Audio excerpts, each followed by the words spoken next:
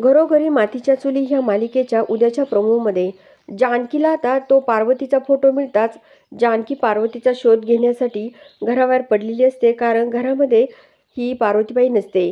तेव्हा रोडने जानकी ही पार्वतीला खूप इकडे तिकडे शोधत असते.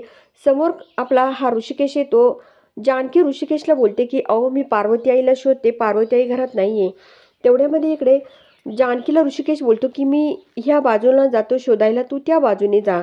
आता जानकी ही समोर शोधत असताना तिला मंदिरातील गुरुजी जे असतात ते समोर दिसतात आणि जानकी त्यांना विचारते की अहो, मला एक सांगा, गुलाबी रंगाची साडी घातलेली बाई तुम्हाला दिसली का? तिचं वय अंदाजे 60 वर्ष आहे असं जानकी त्या गुरुजींना जेव्हा सांगत असते, तेव्हा गुरुजी बोलतात की हो आई, ते 60 वर्षाची एक बाई बसलेली आतमध्ये आहे आणि तिने गुलाबीच रंगाची साडी घातलेली आहे असं जेव्हा गुरुजी हे जानकीला सांगतात, तर जानकी लगेच आतमध्ये जाते आणि खरोखर तिथे ही गुलाबी रंगाची साडी घातलेली पार्वती आई जी आहे ती जानकीला दिसते. तेव्हा मात्र हे सर्व बघून आता जानकीला खूप आनंद होतो, परंतु इकडे सारंग आणि ऐश्वर्या जे असतात त्यांना खूप मोठा धक्का बसलेला असतो.